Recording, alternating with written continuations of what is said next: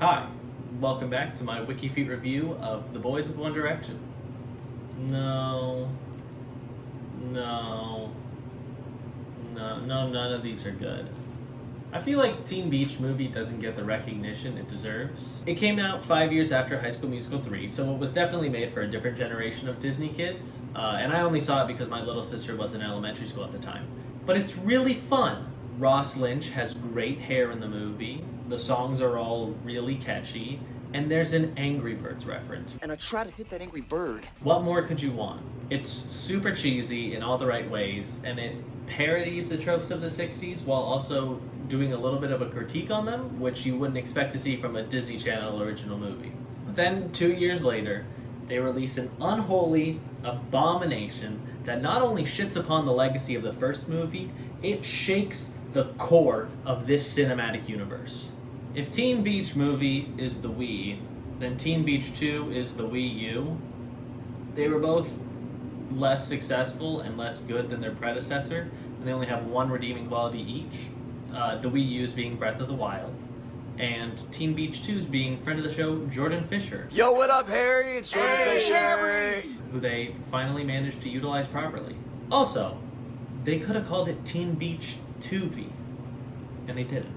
Teen Beach Movie follows Brady and Mac, two surfers who met and started dating over the summer. Mac's grandpa and Brady both love Wet Side Story, which is a parody of 60s movies in general, and West Side Story in specific. Mac's aunt comes to tell Mac that she's taking her away to Dumb Bitch Prep Academy. I mean, Dumb Wit. Not Dumb Witch. Dunwich Prep Academy. This leaves Brady and Mac unsure of their future as a couple. To try and clear her head, Mac goes out to surf one last time, but she gets caught in a storm.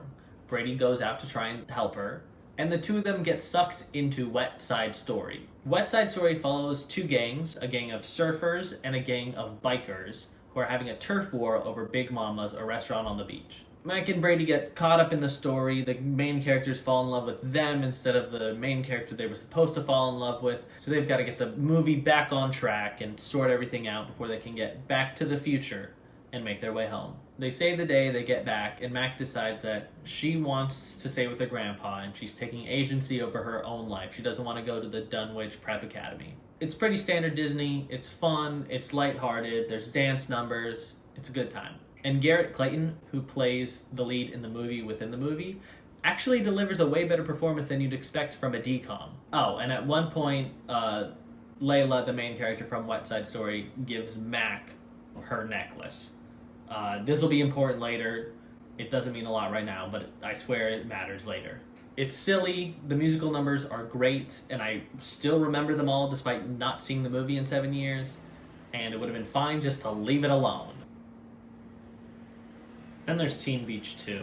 This movie starts with an opening dance number, which is supposed to be the closing number from Wet Side Story, which already the movie's having an identity crisis. After that, Mac and Brady discuss how school's starting tomorrow and how they're nervous that that's going to change their relationship, which, you know, is a good start. We need conflict for a story. Mac loses her necklace somewhere from them being on the beach to being in the water, and when Brady's like, let's look for it, she immediately is like, no. It's too late. No, Brady. There's nothing we can do now. They've gone from one spot on the beach to the water, and sure, it could be caught up in the ocean, but it's worth it to at least look. There's not that much ground the necklace could have covered. At school the next day, we're introduced to Brady's friend, and the two of them immediately go full Jake Paul.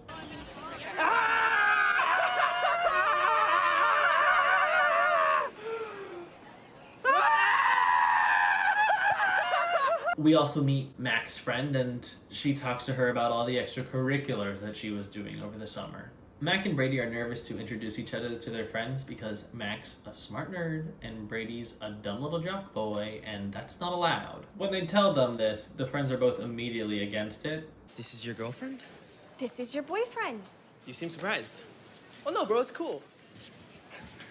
Book bag. It looks very full of books. And he doesn't seem to have a bag at all. But then right after Mac walks away, Devin, Brady's friend, is just like, oh yeah, she seems cool. Max seems super cool, bro. So what was the big fuss earlier? Mac's friend Alyssa has this super big crush on this boy Spencer, who's also part of their like smart nerd group of friends. So Mac and Spencer end up talking to each other a fair bit. Brady feels immediately threatened by Spencer, and he starts freaking out because he doesn't have any big college plans.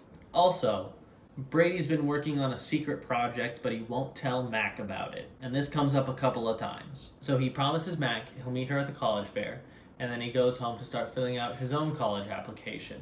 The first essay question on the application is, what personal attributes uniquely qualify you as an extraordinary applicant? Which is the vaguest question ever. You could talk about literally anything you want to. Brady looks at it, gets all in a huff. Are you kidding me?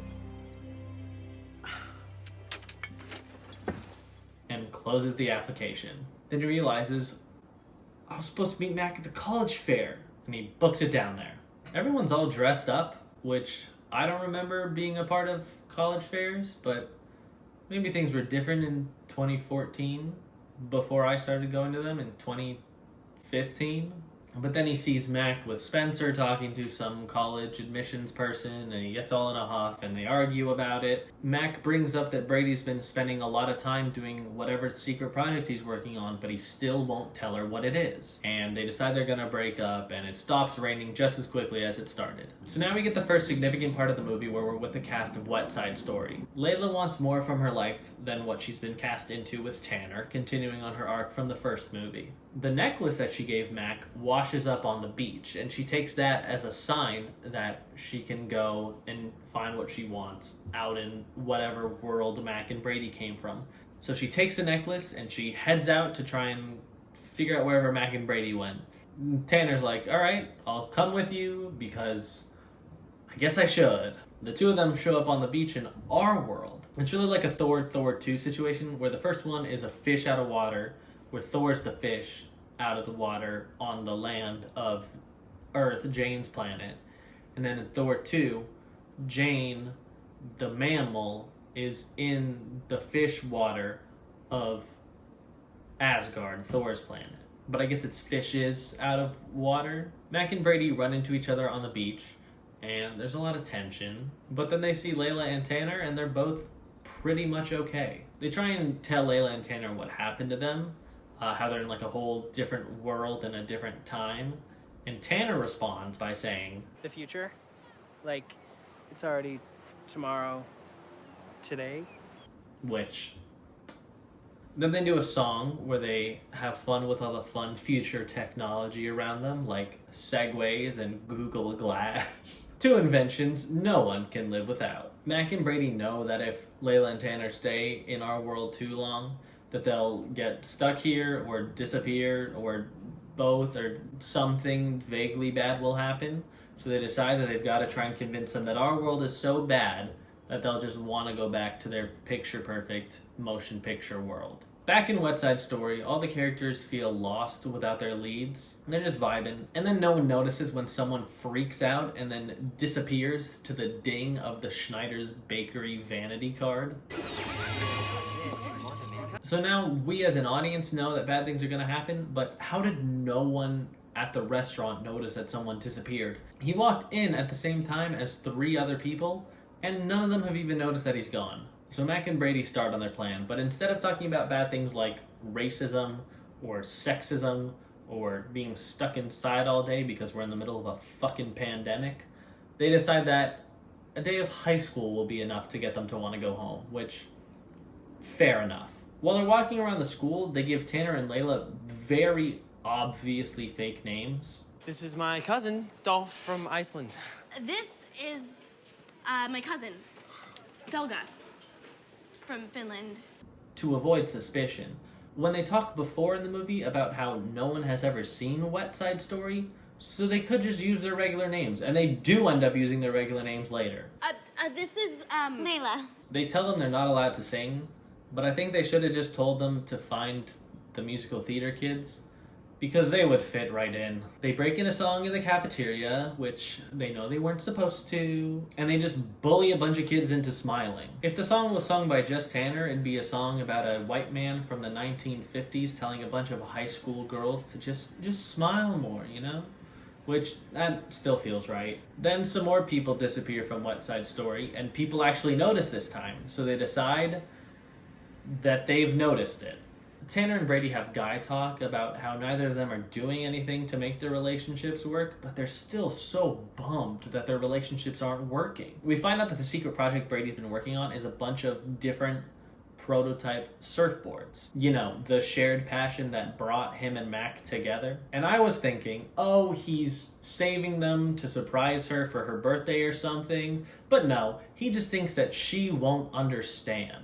So he's been working on something that the two of them both love in an intellectual way, when his big fear is that she doesn't think that he's smart enough for her, and he just thinks that she won't get it. That's like if Hailey Bieber was writing a song called Delectable about how much she loved giving Justin that sloppy toppy, and she was afraid he wouldn't get it. If there's two things Justin loves, it's songs about how people taste and people sucking his dick. He's gonna like it, Hailey. Brady also laments about how college just... It's not a place where a guy like me could get around by making surfboards. You know, a guy with defined interests, engineering experience, cool hair, who loves just hanging out and surfing. There's no one like that at college. Then we see Layla change into modern day clothes for the first time, which means she's getting more in tune with our world. So Mac pushes even harder to try and get her home. Mac and Brady sing a whole song about how life is better in the movies, which includes the line, "Say a bad word and it bleeps." Which, no it doesn't. Here's Steve Carell in a TV show. This is bullshit. And here's Steve Carell in a movie. Fuck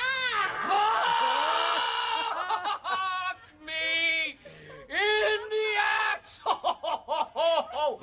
Interesting. But then Layla just flat out says no. She wants to keep her agency, and she likes living in a world where women have a less defined role in society. But then we see that her choosing to be independent and take control of her life leads to many of her friends dying, so that's a good message for the kids. The characters who are still left from Wet Side Story find the necklace and decide that they need to come to whatever world Layla and Tanner went to and bring them back so the bad things stop happening. They talk Layla and Tanner to coming back. Layla feels really bad that people have started disappearing, even though it definitely isn't her fault, and they decide that they have to go back. So they're gone. Naturally, Brady and Mac go back to being semi-cold with each other, and they tell each other that they'll see each other at the dance tonight, and so they go separately.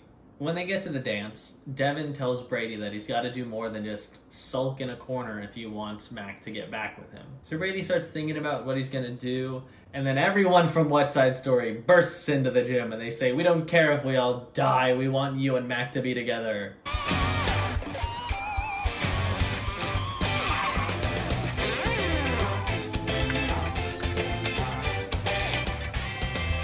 You!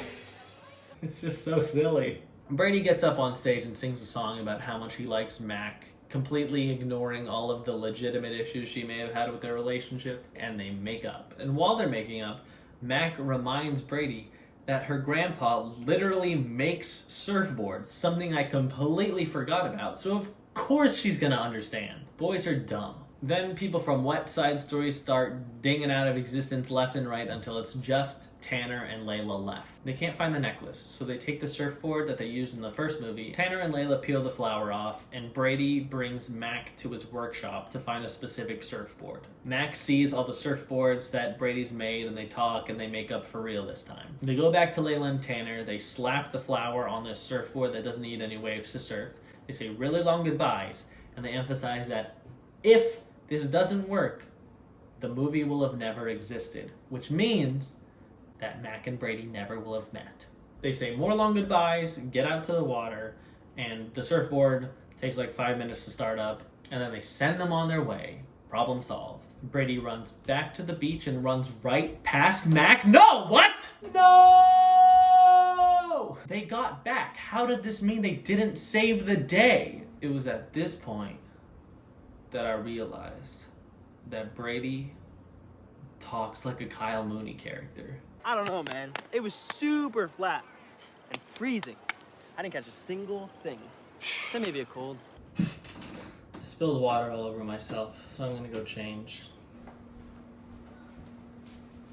Now it just looks like I pissed myself, which I don't know if that's better or worse. So now we see Brady and Devin at a school function where they're playing Layla, Queen of the Beach, which has all the same people from West Side Story, except now Layla is a feminist icon. You know, she's taking control of her own life.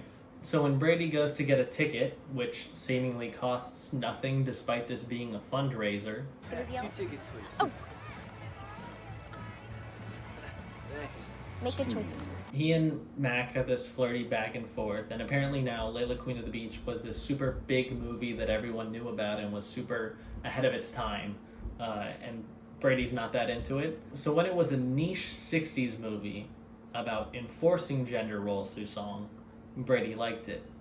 But now that it's about breaking those gender roles, he's not into it. Yikes.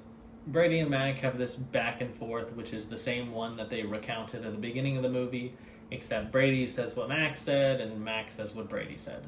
But here's the thing. If Layla, Queen of the Beach was the movie all along, that means that West Side Story never existed, which means that Mac and Brady never went into West Side Story and met Layla, which means that Layla never saw Mac, a woman who had taken her own agency and was inspired by that, which means that Layla, Queen of the Beach, never existed, which means that West Side Story did exist, which means that Mac and Brady did go back, which means that Layla did see Mac, a woman who had taken agency for herself and was inspired by that, which means that Layla, Queen of the Beach, does exist, which means that West Side Story doesn't exist, which means that Brady and Mac, and then they try and give Mac and Brady a romantic ending, which they now just met 20 minutes ago. You can't have it both ways. The movie ends with a song where everyone's just singing noises. It includes such great lines as fizza, fizza, fizzla, whizza, whizza, whizzla, fuma, fuma, that's how we do.